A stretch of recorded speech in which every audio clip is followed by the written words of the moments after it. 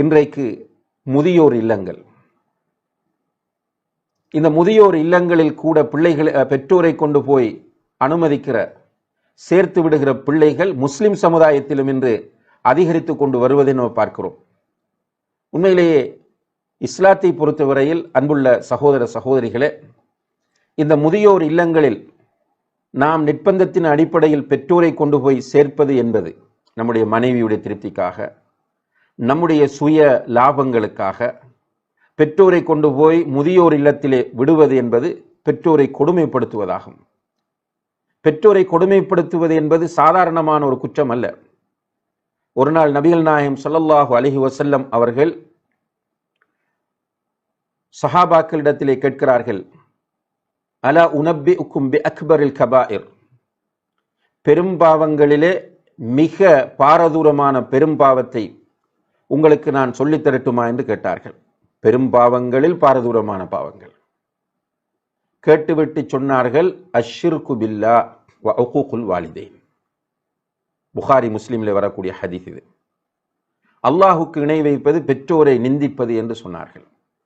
அல்லாஹுக்கு இணை வைப்பது பெற்றோரை நிந்திப்பது. சுப்ஹானல்லாஹ். அல்லாஹுக்கு இணை வைப்பதற்கு அடுத்ததாக பெற்றோரை நிந்திப்பது, பெற்றோரை கொடுமைப்படுத்துவது, பெற்றோருடைய மனதை புண்படுத்துவது, பெற்றோருடைய சந்தோஷத்தை கெடுப்பது என்பதை அல்லாஹ் சேர்த்திருக்கிறான் என்றால், அல்லாஹுடைய தூதர் ஸல்லல்லாஹு அலைஹி வஸல்லம் அவர்கள் குறிப்பிடுகிறார்கள் என்றால், அல்லாஹையும் அல்லாஹுடைய தூதரையும் ஈமான் கொண்டிருக்கிறோம் என்று சொல்லக்கூடிய பிள்ளைகள் இந்த ஹதீஸை பற்றி என்ன முடிவெடுக்கப் போகிறார்கள்?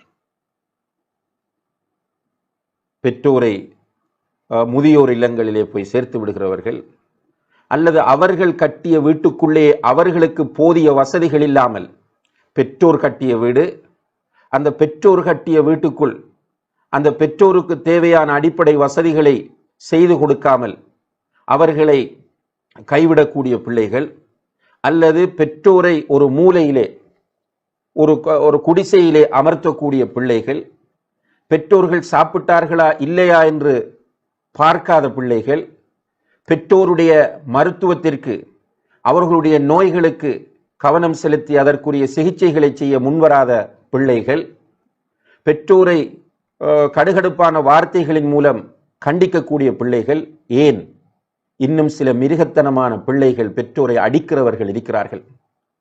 பெற்றோரை உடலியல் ரீதியாக நிந்திக்கக்கூடியவர்கள் இருக்கிறார்கள். அல்லாஹ் அவர்களுக்கு ஹிதாயத்தை கொடுக்க வேண்டும். இல்லை என்றால் அவர்களுடைய நிலைமை இந்த உலகத்திலும் மோசமாக அமையும், மறுமையிலும் மிக கடுமையான தண்டனை அவர்கள் சந்திக்க வேண்டி ஏற்படும். இப்ப இவ்வளவு ஒரு உயரமான நிலைக்கு நம்மை கொண்டு வந்த இந்த பெற்றோர் முதுமை அடைகிற போது அவர்களுக்கு தேவையான, அந்த வயதுக்கு தேவையான, அந்த நேரத்தில் அவர்களுடைய மன உளைச்சலுக்கு தேவையான ஆறுதல்களையும் அரவணைப்பையும் வழங்குவது பிள்ளைகளுடைய கடமை என்பதை அல்லாஹு தஆலா இங்கே நமக்கு சொல்கிறான். உன்னிடம் அவர்கள் இருக்கிற போது அவர்கள் 2 பேரும் முதுமை அடைந்தால், அல்லது 2 பேரில் ஒருவர் முதுமை அடைந்தால், அவர்களோடு நீ எப்படி நடக்க வேண்டும்? இம்மா யபுலுகன்ன இந்தகல் கிபர அஹதுஹுமா அவ் கிலாஹுமா ஃபலா தகுல் லஹுமா உஃப். உஃப் என்றால் நமக்கு பிடிக்காத ஒரு விஷயத்தை ஒருவர் பேசுகிற போது அவரை பார்த்து நாம் வாயில விரலை வைத்து உஃப் பேச வேண்டாம் என்று சொல்வது. தமிழ்ல சொல்ற அந்த சி என்று சொல்வது. உங்களுடைய பெற்றோரை அவர்கள் முதுமை அடைந்திருக்கிற போது சி என்று சொல்லாதீர்கள். ஏன் அல்லாஹு தஆலா ஏர்லி ஸ்டேஜிலே, அவர்களுடைய ஆரம்ப வயதிலே இதை சொல்லாமல் முதுமையிலே சொல்கிறான்?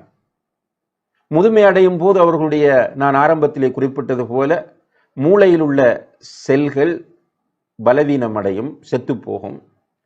இதனால் அவர்களுடைய சிந்தனை திறனிலே குழப்பம் ஏற்படும், மறதி அதிகமாகும், அவர்கள் சமநிலையை சிந்தனையிலே இழப்பார்கள், பொருத்தமற்ற இடங்களில் பொருத்தமில்லாதவற்றை பேசுவார்கள், தேவையில்லாதவற்றை எல்லாம் உளறிக் கொண்டிருப்பார்கள், குறை சொல்லுவார்கள், நாம் சொன்ன விஷயங்களை மறந்து விடுவார்கள்,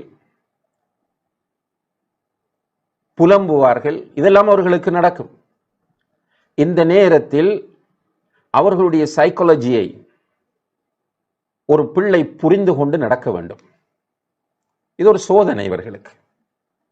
பிள்ளைகளுக்கு அல்லாஹு தஆலா தருகிற பெரிய ஒரு சோதனை இது. இல்லை என்றால் அல்லாஹ் விரும்பி இருந்தால் அவர்கள் முதுமை அடைய அடைய இன்னும் முதிர்ச்சியை கொடுத்து அவர்களை ஸ்மார்ட்டாக வைத்திருக்கலாம். ஆனால் பெரும்பாலானவர்கள் 99% என்று சொல்லலாம், முதுமை அடைகிற போது இந்த பலவீனம் அவர்களிடம் வரும். அல்லாஹ் அப்படி ஏற்பாடு செய்திருக்கிறான். எதற்காக என்று கேட்டால் பிள்ளைகளை சோதிப்பதற்காக. இப்ப பிள்ளைகள் இதிலே மிக நிதானமும் கவனமும் தேவை. பெற்றோர் உளரும் போது வாயை பொத்து அல்லது அவர்களை திட்டுவது, ஏசுவது, அவர்களை கொண்டு போய் ஒரு மூலையிலே போட்டு விடுவது. என்னன்னு கேட்டால் உட்கார்ந்திருந்தா வைஃபோட சண்டை போடுவா, பேர பிள்ளைகளோடு ஏதாவது சண்டை போடுவார். இப்படி காரணங்களை சொல்வது. சண்டை செய்யத்தான் செய்வார்கள், குறை சொல்லத்தான் செய்வார்கள். அவர்கள் மட்டுமல்ல, நம்முடைய பெற்றோர்கள் மட்டுமல்ல, இன்ஷா அல்லாஹ் நாமும் தான். ஸ்மார்ட்டாக இருக்கிற பிள்ளைகளே, வாலிபத்தோடு இருக்கிற பிள்ளைகளே, இன்றைக்கு நமக்கு 40 இருக்கலாம், 45 இருக்கலாம், 50 இருக்கலாம். இன்ஷா அல்லாஹ் நாமும் 60, 70 வாழப்போகிறோம். நமக்கும் பிள்ளைகள் இருக்கிறார்கள். அல் அல் அல் அல் ஜஸாஉ மின் ஜின்ஸில் அமல் என்று உலமாக்கள் குறிப்பிடுவார்கள். அதாவது செயலுக்கேற்ற கூலிதான் கிடைக்கும். யாரெல்லாம் தங்களுடைய பெற்றோர்களை நிந்திக்கக்கூடிய பிள்ளைகளாக வாழுகிறார்களோ நிச்சயமாக அவர்களுடைய பிள்ளைகள் அவர்களை நிந்திப்பார்கள். இதை நீங்கள் மறந்துவிட வேண்டாம். பெற்றோரை நிந்திக்கிற பிள்ளைகளாக நீங்கள் இருந்தால் உங்களுடைய பிள்ளைகள் உங்களை நிந்திப்பார்கள், உங்களை நோவினை செய்வார்கள், உங்களை கஷ்டப்படுத்துவார்கள், உங்களை அவமானப்படுத்துவார்கள், உங்களை திட்டுவார்கள். இது நடக்கும். தேவை என்றால் இவ்வாறு செய்யக்கூடிய பெற்றோர் இந்த செய்தியை குறித்து வைத்துக் கொள்ளுங்கள். இவ்வாறு செய்யக்கூடிய பிள்ளைகள் கண்டிப்பாக இந்த செய்திகளை குறித்து வைத்துக் கொள்ளுங்கள். நீங்கள் முதுமை அடையும் போது உங்களுடைய பிள்ளை உங்களை தூக்கி வீசுவான். எனவேதான் அல்லாஹ் என்ன சொல்கிறான், அவர்கள் முதுமையை அடையும் போது நீ அவர்களோடு கடுகடுப்பாக நடந்து கொள்ளாதே, அவர்களுக்கு சி என்று ஒரு வார்த்தை நீ சொல்லாதே, உஃப் என்று நீ சொல்லாதே. அந்த நேரத்தில் தான் அவர்களுக்கு ஆறுதல் தேவை, அரவணைப்பு தேவை, உன்னுடைய பாசம் தேவை, உன்னுடைய அன்பு தேவை. எனவே அவர்களுக்கு நீ, அல்லாஹு தஆலா சொல்கிறான், ஃபலா தன்ஹர்ஹுமா, அவர்களை நீ துரத்தவும் வேண்டாம், சி என்று சொல்லவும் வேண்டாம், துரத்தவும் வேண்டாம். டிஸ்டர்ப் பண்ணிட்டே இருப்பாங்க, டோர்ச்சர் பண்ணிட்டே இருப்பாங்க. அந்த டோர்ச்சரை பார்த்து, அந்த டிஸ்டர்பன்ஸை பார்த்து நீங்கள் வீட்டை விட்டு போய்விடுங்கள், எல்டர்ஸ் ஹோமுக்கு, முதியோர் இல்லத்திற்கு போய்விடுங்கள் என்று பெற்றோரை துரத்தி விடாதீர்கள், உங்களோடு வைத்துக் கொள்ளுங்கள். வக்குல் லஹுமா கௌலன் கரீமா, கண்ணியமான, சங்கையான, மரியாதையான வார்த்தைகளை அவர்களுக்கு நீங்கள் பேசுங்கள். அல்லாஹ் அக்பர். அன்புள்ள சகோதர சகோதரிகளே, இந்த குர்ஆன் வசனம் ஒவ்வொரு முஃமினுக்கும், ஒவ்வொரு பிள்ளைக்கும் கட்டாயமான ஃபர்து ஐனாகிய குர்ஆன் வசனமாகும். பின்பற்றுவது ஃபர்து ஐனாகும். எவ்வளவு யதார்த்தத்தை அல்லாஹ் இங்கே சொல்லுகிறான் என்று பாருங்கள். உங்களுடைய பெற்றோர் முதுமை அடைந்து விட்டால் சி என்று சொல்ல வேண்டாம், அவர்களை நீங்கள் துரத்த வேண்டாம், கண்ணியமாக, மரியாதையாக அவர்களோடு பேசுங்கள். வஹ்ஃபிர் லஹுமா ஜனாஹ ذுல்லி மினர் ரஹ்மா, இரக்கம். ரஹ்மத் என்றால் இரக்கம், அன்பு, கருணை. அன்பு, இரக்கம், கருணை என்கிற இறக்கையை அவர்களுக்கு நீ தாழ்த்து. சுப்ஹானல்லாஹ். அன்புள்ள சகோதர சகோதரிகளே, ஒரு நாள் ஒரு நபித்தோழர் ரசூலுல்லாஹி அலைஹி வஸல்லம் அவர்களோடு ஹிஜ்ரத் செய்வதற்காக வேண்டி வருகிறார்.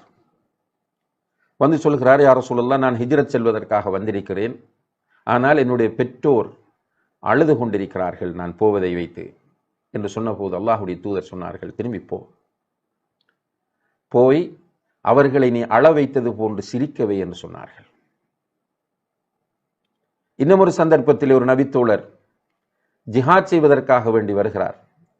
வந்து சொல்கிறார், யா ரசூலல்லாஹ், நான் ஜிஹாத் செய்ய வந்திருக்கிறேன் என்று சொன்னபோது அல்லாஹ்வுடைய தூதர் கேட்டார்கள், உன்னுடைய பெற்றோர் உயிரோடு இருக்கிறார்களா என்று கேட்டார்கள். ஆம் என்று சொன்னபோது, உன்னுடைய தாய் உயிரோடு இருக்கிறார்களா என்று கேட்டார்கள்.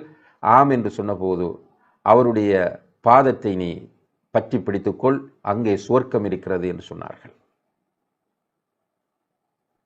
அன்புள்ள சகோதர சகோதரிகளே, இந்த அளவுக்கு இஸ்லாம் பெற்றோரோடு நடப்பதை நமக்கு வலியுறுத்தி இருக்கிறது.